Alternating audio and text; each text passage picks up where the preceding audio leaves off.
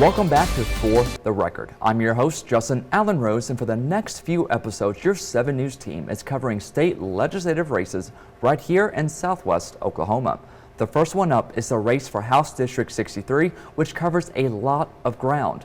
Walters, Chattanooga, parts of Lawton, and even Frederick and Tipton are all located within it.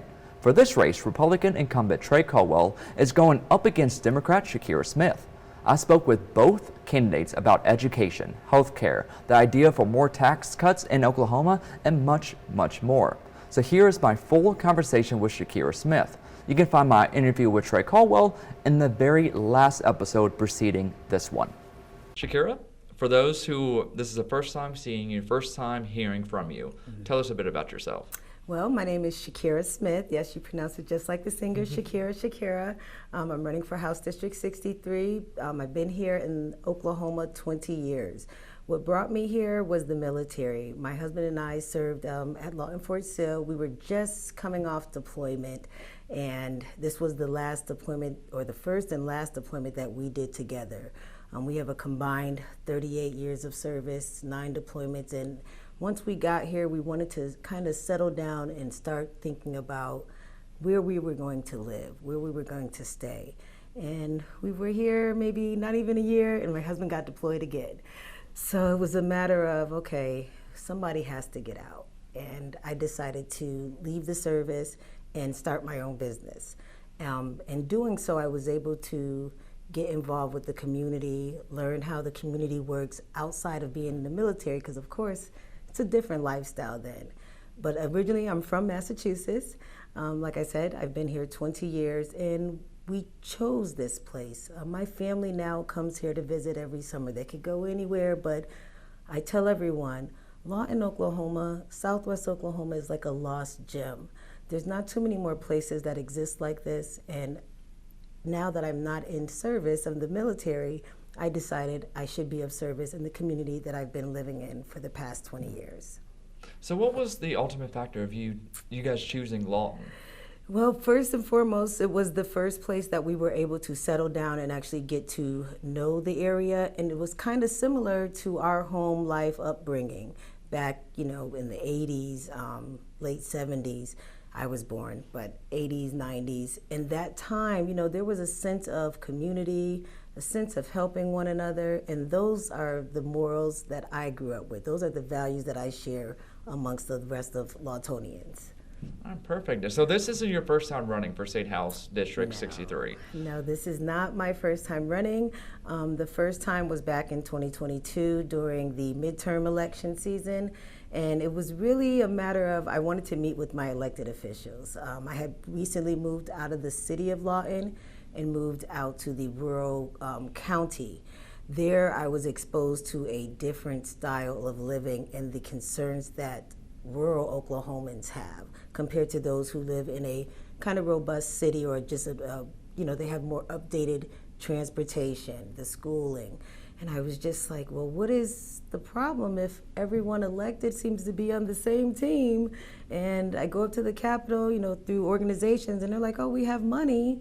Well, then why are these rural areas being left out? I mean, to the point, we have exposed water lines still. We're waiting on ARPA funds is what we're being told. And so I just wanted to learn more because I was living out there and I had never lived that country rural living.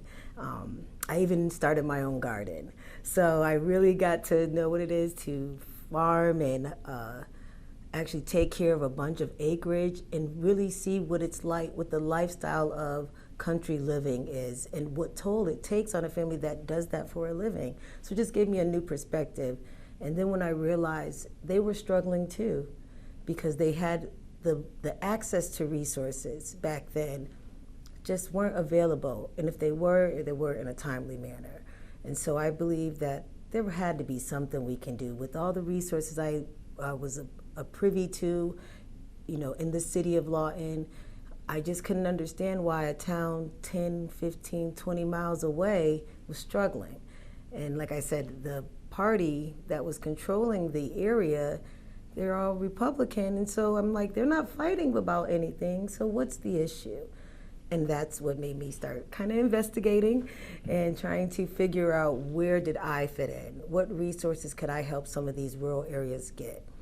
I became the Water Association Vice President of my area, and that's when I learned about the water issues and the outdated water systems and how we hadn't done an update and that it was necessary and that there were funds, but they were federal funds under the Biden administration. And I felt like that was kind of the hang up. And we can't be like that. We can't let people suffer because of our political views, or at least our political affiliations, because our views are the same. If I don't have water, my neighbor doesn't have water. When a storm or tornado comes through here, it affects all of us, not just Republicans or Democrats. So that's my stance, and that's why I decided to run, so that Democrats also would realize we also have a voice down here too. We're a big, highly red state, but when issues come, they affect all of us, and we need to look at those things in a bipartisan manner. So you already sort of hit on this idea of negative partisanship, which Yes. is the idea of disliking somebody just because of their political party being opposite of yours. Do you see that as one of the major factors holding maybe the state and maybe District 63 back from achieving all what it could achieve?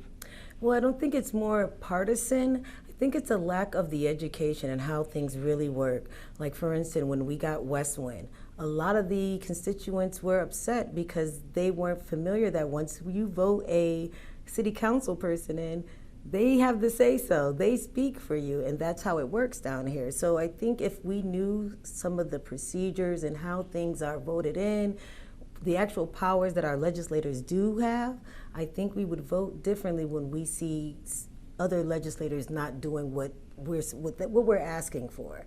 And again, that's another reason why I'm running. I didn't feel like they were listening to the people. They weren't hearing them, and then they also weren't meeting them where they were. Everybody's not going to chamber events. Everyone can't make it to the international festival. So with District 63 being the third largest, I believe, district in the state, I have 4 counties. You have to go to those folks and ask them what they need. And the needs are different. A Medicine Park is not a Go-to-Bo. Frederick is not Southern Comanche County. So you just have to meet the people where they are, and the needs are different in HD63. So let's go towards education now. So Oklahoma was ranked 17th in education in 2011. Yeah. Not that far, 10 years later, we find ourselves 49th. What do you think led Oklahoma to that decline? Well, what I hear amongst the constituents is that it's the pay, it's the resources, and then not having them in a timely manner, or only getting piecemealed, not a full holistic approach to making sure we solve the issues. Down to the support workers, they need to be paid a decent wage so that they can have a decent, way of life. And if your educators are worried about how they're going to pay their bills, how can they focus on educating? Even if we were to privatize schools, we still need to make sure we pay our educators, especially if the next state, like Texas, is willing, they can go work at McDonald's and make more than a teacher just starting here. That shouldn't be, and we can meet those needs. I just think we need to come together, our legislators, figure out where to get the money and apply it appropriately. My mantra is ART, accountability, representation, and transparency. I think if we begin by making sure our legislators are transparent, that we actually know what is available to us and give us more access to those resources that are out there instead of partisan fighting. So the words accountability and impeachment have been used in conjunction with the name Ryan Walters in recent weeks, months, what have you. Not too long ago, a group of Republican legislators even wrote a letter, signed it, stating that there should be possible investigation into OSDE, the State Department of Education, what have you. Do you think Walters' actions leads to maybe impeachment level hearings to be had at the House level? Well, I'll start by saying this. In the midterm elections, we had a choice. We had Ryan Walters, and then we had the Teacher of the Year for our state, Miss Jenna Nelson, and we did not vote her in. Again, it goes back to voting in education and knowing about who are these people who are running? Actually knowing that this is our teacher of the year and she got passed over. How did we miss that? Instead of bringing in someone who really didn't know how Oklahoma worked as far as the educators on the ground. And so I think it's a matter of, if Walters is not good, I don't believe in any of the decisions that he's trying to force upon all the constituents. I believe he's taking a hard stance and not bringing people in and just wants to make the decision. And that's not going to work for everyone. And so we all need to come together and figure out how we can help every district, because the districts are different. Even the towns within districts are different. So everyone doesn't need books, maybe. Everyone doesn't need pens, but someone needs some pens, someone needs some books. So I think it's not up to me to, at this point, I can't make that decision, but I definitely believe the way he's going is not the way for Oklahoma, because if it was, we wouldn't be last in the nation as far as education. You mentioned him sort of forcing certain things into the classrooms. One of the most recent ones, of course, was his Bible mandate. Yes. Do you have any thoughts on that mandate? Like, is this something, because he's asking for $3 million this next legislative session for, if you were to be elected into office, you'll be in those discussions of whether or not this should be had. So what are your views on that? Well, my views are that's a slippery slope, and it's settled law, the belief of separation of church and state.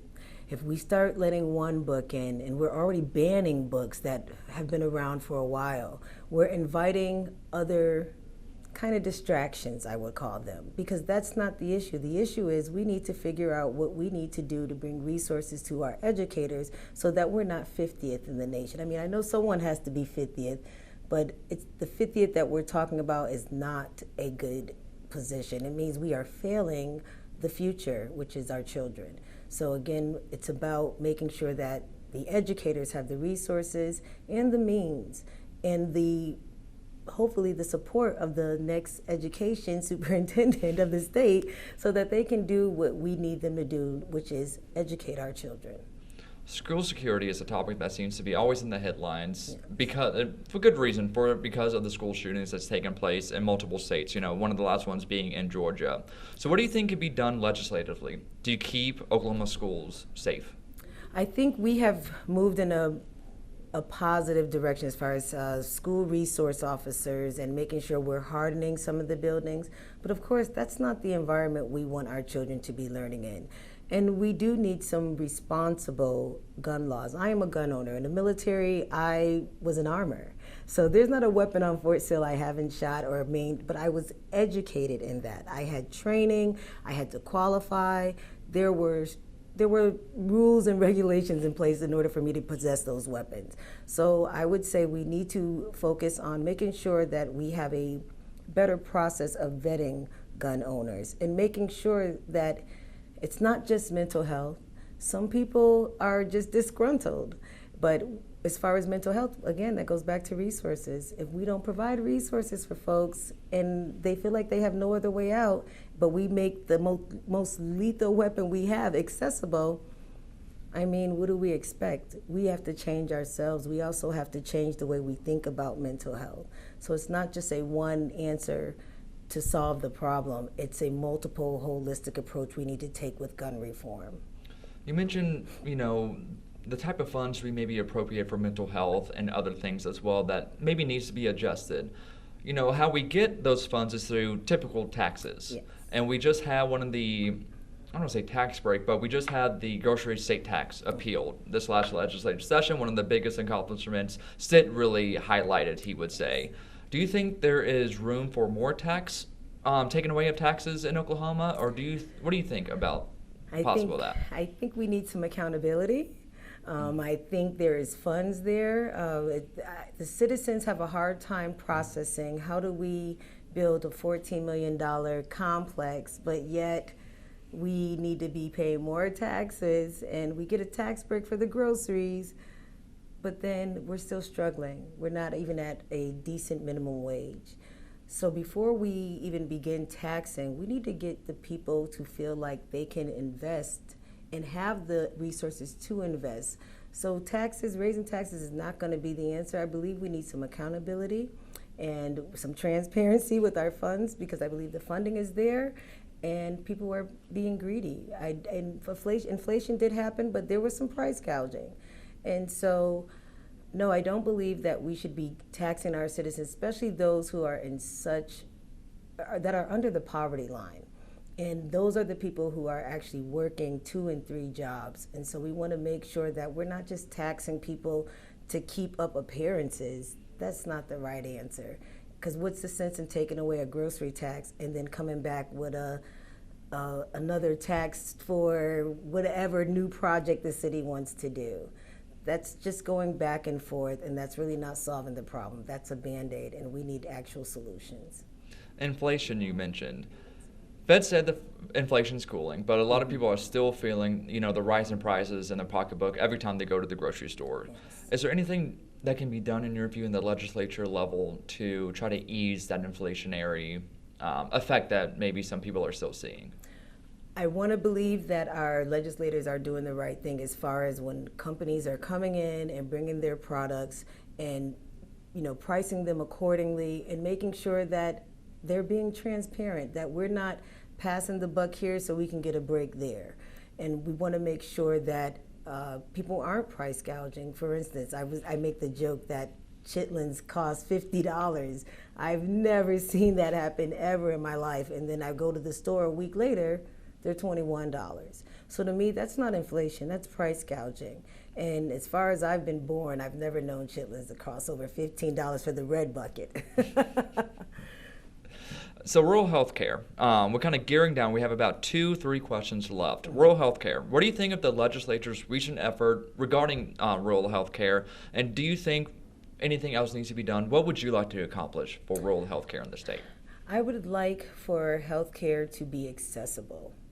And when you live 50 minutes, 45 minutes from one of the bigger hospitals, we need to provide some more of those clinics. Like Lawton's done a good job with providing the Lawton Health Resource Centers. We need some more of those, because when it's life or death, you need somewhere where you can at least be stabilized. I don't know if any of you have traveled from here to Frederick or from here to Gotebo. There's some areas that it's just open out there, and if something was to happen, it would take a while for someone to get to you. So I think maybe setting up some more little health clinics and making the health care accessible for folks. And again, we do have Obamacare, and without that, a lot of our people would have suffered. They would have had nowhere to go. So little steps like that, I would love to be on that board as a medic coming from the military. I would definitely want healthcare to be accessible, and whatever we could do, whatever funding we could get to make that accessible, I think we could solve a lot of issues at the root. Are there any states, so I've talked to a lot of legislators, and they sort of mention when they look at what bills they want passed, what policy ideas, they sort of look to other states, whether it's a neighboring state or a completely different state across the way. Are there any states, in your view, that's doing a certain policy thing right? Or is there any state that you look towards like, hey, that may be something that I would try to emulate if I'm at the legislature? Well, if I'm elected, I definitely would take some things that I've learned that are happening back home, as far as diversifying the people who are in leadership positions, to make sure that we are connecting with everyone, figuring out what all the needs are across the spectrum. So I definitely would say Massachusetts, because that's my home state, and I also like Maryland. It's my husband's state, but they're doing things to meet the people where they are, because everyone isn't centrally located. And the more access, the more availability people have to resources, the more they thrive. Sometimes it's not even about money, it's just access to resources. So that would be the thing I would want to work on, is making sure that we're spreading the wealth, making sure everyone is getting their fair share, because we do have families working 2, 3, and 4 jobs just to make sure they can put food on the table. So any way we can help with resources, I believe that's a great start. Is there anything you want the people of District 63 to know? Well, I want them to know that I'm available. That's the first thing. I may not have all the answers, but I believe in using subject matter experts to solve problems. We have plenty of them down here. We don't utilize all our resources, but that is something I really pride myself on, being able to work with other people to come together, build a synergy, and actually solve problems. And that's what I would love to bring to HD63. Problem solving, not waiting 6 years, 4 years to get simple things done, getting things done in a timely manner and actually solving the issue. Perfect. Thank you, Shykira, for Thank joining you. me. I appreciate you coming on and Yes. letting the voters know exactly where you stand and get some sort of contrast between the candidates. I appreciate you. Yes.